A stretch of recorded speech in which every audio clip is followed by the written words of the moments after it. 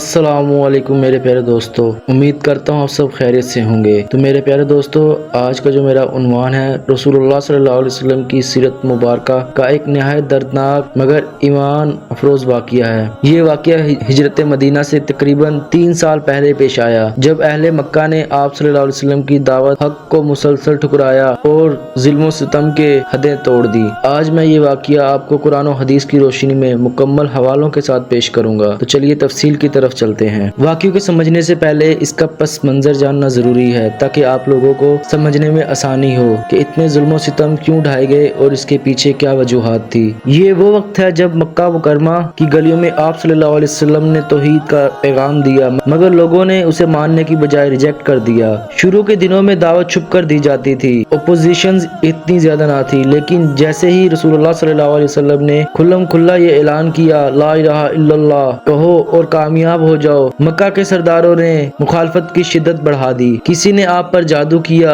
और किसी ने आपको शायर कहा और किसी ने माज़ अल्लाह आप सल्लल्लाहु अलैहि वसल्लम को मैडमैन कहा, मतलब के पागल आदमी। ये वो वक्त था जब हर गली हर कोने में रसूलुल्लाह सल्लल्लाहु अलैहि वसल्लम का मजाक बनाया जाता था। आप सल्लल्लाहु अलैहि वसल्लम का तकरीबन सोशल बायकाट हो गया था। 3 साल तक शोएब इब्न तालब में कैद कर दिया गया। फिर हालात इतने बुरे हो गए कि रसूलुल्लाह सल्लल्लाहु अलैहि वसल्लम के सबसे बड़े सपोर्टर्स एक साथ दुनिया से रुखसत हो गए। एक तरफ हजरत अबू तालिब रज़ियल्लाहु अन्हा का साया खत्म हुआ, दूसरी तरफ हजरत खदीजा रज़ियल्लाहु अन्हा जैसी साथ देने वाली बीवी भी इस दुनिया से चल बसी। ये साल गम के साल से मशहूर है, यानी कि द ईयर ऑफ सोरो। अब दुश्मनों को खुली छूट मिल चुकी थी। कभी सर पर ऊंट की ओजरी फेंक दी जाती, कभी रास्ते में कांटे बिछा दिए जाते, कभी आपको फिजिकल टॉर्चर किया जाता और कभी मेंटल टॉर्चर किया जाता। लेकिन आप सल्लल्लाहु अलैहि वसल्लम का सब्र ऐसा था कि इंसान हैरान रह जाता है। सोचें, वो नबी जो सारे जहां के लिए रहमत बनाकर भेजे गए, मक्का के लोग इन पर जुल्म सितम करते रहे, लेकिन आप सल्लल्लाहु अलैहि वसल्लम ने कभी इनका बुरा नहीं चाहा, बल्कि हमेशा इनके हक में दुआ की। ये वही लम्हा था,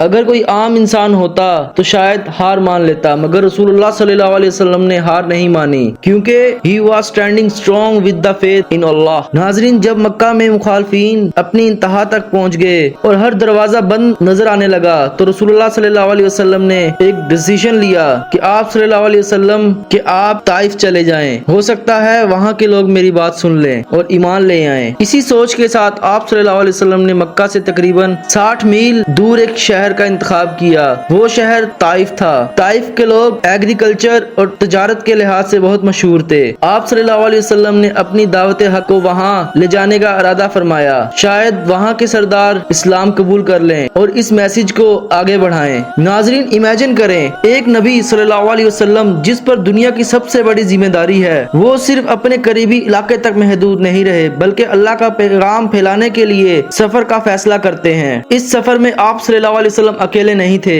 आपके साथ आपका एक वफादार गुलाम हज़रत ज़ैद बिन हारिस रज़ियल्लाहु अन्हु भी थे। उन्होंने हर मुश्किल में आप सल्लल्लाहु अलैहि वसल्लम का साथ दिया और इस सफर में भी आपके साथ कदम बा कदम चलते रहे। जब आप सल्लल्लाहु अलैहि वसल्लम ताइफ की तरफ रवाना हुए तो दिल में ये उम्मीद थी कि शायद वहाँ के लोग पॉजिटिव रिस्पॉन्स देंगे और वो आप सल्लल्लाहु अलैहि वसल्लम को सपोर्ट करेंगे। नाजरीन, आखिरकार रसूलुल्लाह सल्लल्लाहु अलैहि वसल्लम और हजरत ज़ैद बिन हारिस रज़ियल्लाहु अन्हु ताइफ के शहर के अंदर जब दाखिल हुए तो दिल में एक उम्मीद थी कि शायद यहाँ के लीडर्स आप सल्लल्लाहु अलैहि वसल्लम की दावत को कबूल करेंगे। आप सल्लल्लाहु अलैहि वसल्लम सीधे ताइफ के 3 बड़े सरदारों के पास चले गए, जिनके नाम ये हैं अबद यालयल बिन उमरू, मसूद बिन उमरू और हबीब बिन उमरू। ये तीनों भाई थे और बनु कसीफ के कोई समझदार और बहादुर लोग समझे जाते थे। रसूलुल्लाह सल्लल्लाहु अलैहि वसल्लम ने बड़ी हिकमत और मोहब्बत के साथ इनके सामने अपना मैसेज रखा। आप सल्लल्लाहु अलैहि वसल्लम ने कहा, मैं अल्लाह का रसूल हूँ, तुम्हें एक अल्लाह की इबादत की तरफ बुला रहा हूँ। अगर तुम इस्लाम कबूल कर लोगे तो तुम्हारे लिए दुनिया और आखिरत में कामयाबी है। लेकिन नाजरीन, इस दावत सुनने के बाद इन सरदारों ने जिस तरह का रिस्पॉन्स किया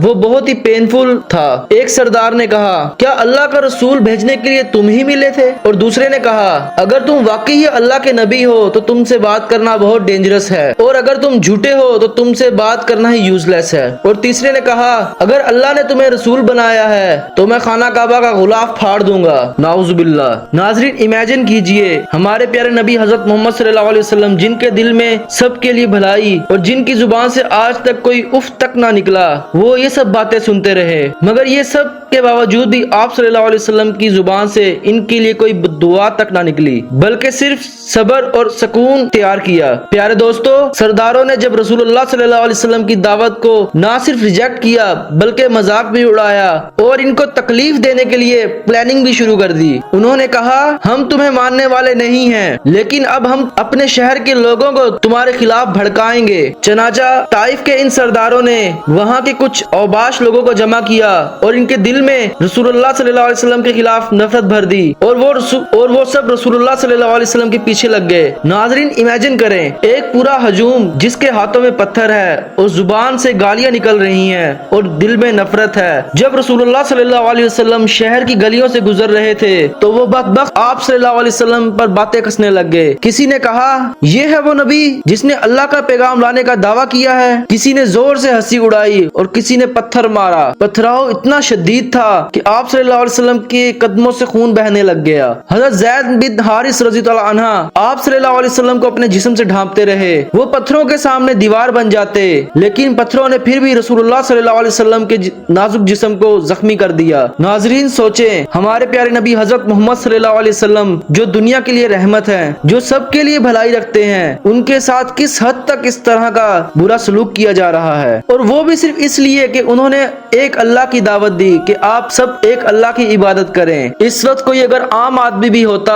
تو وہ بھی اپنی ہمت ہار جاتا اور بد دعا دے دیتا، مگر ہمارے پیارے نبی حضرت محمد صلی اللہ علیہ وسلم کا مقصد ریونج لینا نہیں تھا بلکہ صرف اور صرف ہدایت تھی۔ جب رسول اللہ صلی اللہ علیہ وسلم اور حضرت زید بن حارث رضی اللہ عنہ پر طائف کی گلیوں میں پتھروں کی بارش کی گئی، قدم زخمی ہو گئے، کپڑے خون سے تر ہو گئے، تو آخرکار آپ صلی اللہ علیہ وسلم شہر سے باہر نکل گئے۔ دل اور جسم دونوں زخمی تھے لیکن زبان پر صبر اور آنکھوں میں امید باقی تھی۔ آپ صلی اللہ علیہ وسلم اور حضرت زید رضی اللہ عنہ ایک باغ کے قریب پہنچ گئے۔ یہ باغ عتبہ بن ربیعہ اور شیبہ بن ربیعہ کا تھا۔ یاد رکھیں یہ وہی عتبہ اور شیبہ تھے جو مکہ کے بڑے سرداروں میں تھے اور ان سے آپ صلی اللہ علیہ وسلم کی بہت بڑی دشمنی تھی، لیکن جب انہوں نے بھی رسول اللہ صلی اللہ علیہ وسلم کی یہ حالت دیکھی تو ان کے دل میں بھی رحم آ گیا، تو انہوں نے اپنے غلام عداس کو بلایا اور کہا جاؤ ان زخمی مہمانوں کو کچھ انگور دے آؤ۔ جب عداس انگور لے کر آیا تو رسول اللہ صلی اللہ علیہ وسلم کے سامنے رکھ دیے، تو آپ صلی اللہ علیہ وسلم نے بسم اللہ کہہ کر وہ انگور کھائے۔ عداس حیران رہ گیا کیونکہ اہل طائف میں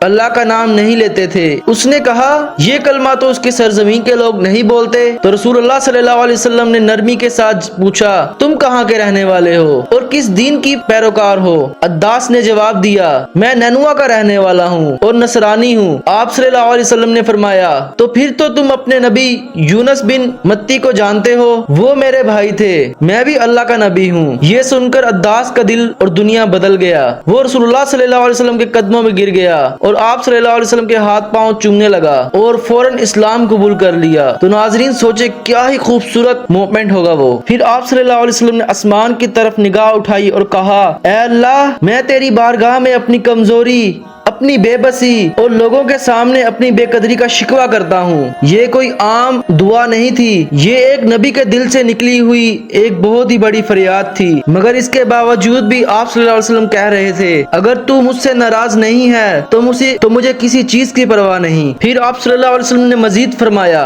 تیری عافیت میرے لیے زیادہ وسیع ہے، میں تیرے چہرے کے نور کو اپنا لیتا ہوں جس سے اندھیرے روشن ہوتے ہیں۔ ناظرین اس دعا میں ایک بہت ہی بڑا درد تھا، اس کے ساتھ ساتھ آپ صلی اللہ علیہ وسلم کی آنکھوں سے آنسو بہ رہے تھے اور اللہ پاک پر آپ صلی اللہ علیہ وسلم کو مکمل یقین تھا۔ اس دعا کے بعد اچانک حضرت جبرائیل علیہ السلام نازل ہوئے، ان کے ساتھ ایک اور فرشتہ بھی تھا جسے قرآن و حدیث میں ملک الجبال یعنی the angel of the mountains کہا گیا ہے۔ حضرت جبرائیل علیہ السلام نے عرض کیا اے اللہ کے رسول صلی اللہ علیہ وسلم، اللہ نے آپ کی فریاد سن لی ہے، یہ پہاڑوں کا فرشتہ ہے اور آپ کے حکم کا منتظر ہے۔ اس فرشتے نے آپ صلی اللہ علیہ وسلم کو بڑے ادب سے کہا یا رسول اللہ اگر آپ اجازت دیں تو میں ان دونوں پہاڑوں کو ملا دوں اور پورے طائف کے لوگوں کو ان میں کچل دوں۔ یہ قوم جس نے آپ کے ساتھ ایسا سلوک کیا ایک لمحے میں ہی یہ ختم ہو کر دی جائے گی۔ امیجن کریں ناظرین، آپ صلی اللہ علیہ وسلم کے پتھر برسانے کے باوجود آپ صلی اللہ علیہ وسلم کے پاؤں، جسم اور کپڑے خون سے لگ بھگ تھے۔ اگر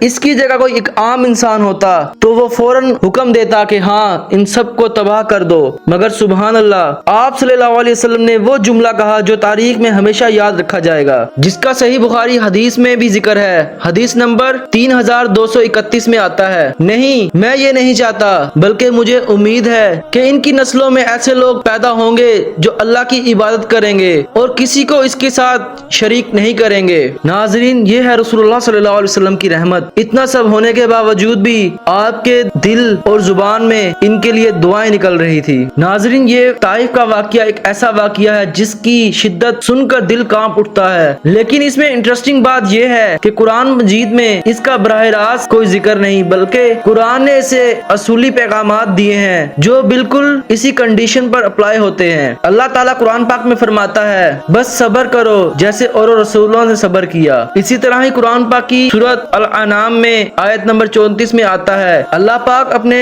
محبوب کو تسلی دیتے ہوئے فرماتے ہیں، آپ سے پہلے بھی رسول جھٹلائے گئے، ان پر ظلم کیے گئے، مگر انہوں نے صبر کیا یہاں تک کہ اللہ کی مدد آئی۔ ناظرین، یہ آیات ہمیں بتاتی ہیں کہ طائف میں رسول اللہ صلی اللہ علیہ وسلم کا جو حال ہوا وہ کوئی نیا واقعہ نہیں تھا، یہ تو اللہ کے تمام رسولوں کے ساتھ ہوتا آیا ہے، مگر اس کے بعد اللہ تعالیٰ کی مدد ضرور آتی ہے۔ طائف کا واقعہ گو کہ قرآن میں نام لے کر ذکر نہیں ہوا، لیکن قرآن کا ہر وہ مقام جہاں صبر، ہدایت اور آزمائش کا ذکر ہے وہاں یہ واقعہ ایک پرفیکٹ مثال کی طور پر سامنے آتا ہے۔ تو میرے پیارے دوستو، طائف کا واقعہ ہمیں یہ سبق دیتا ہے کہ ہمارے پیارے نبی حضرت محمد صلی اللہ علیہ وسلم کی زندگی صرف آسانیوں کی کہانی نہیں تھی، بلکہ پین، ریجیکشن اینڈ سیکریفائسز سے بھری ہوئی تھی۔ لیکن ان سب کے باوجود بھی آپ صلی اللہ علیہ وسلم نے کبھی ہمت نہ ہاری، کبھی بد دعا نہیں کی اور کبھی امید کا دامن نہ چھوڑا۔ یاد رکھیں، ریونج ٹیمپریری ہوتا ہے، لیکن معاف کر دینا آنے والی نسلوں کو بدل دیتا ہے۔ یہی وجہ ہے آج وہی طائف جو کبھی دشمنی کی سرزمین تھی آج اسلام کے نور سے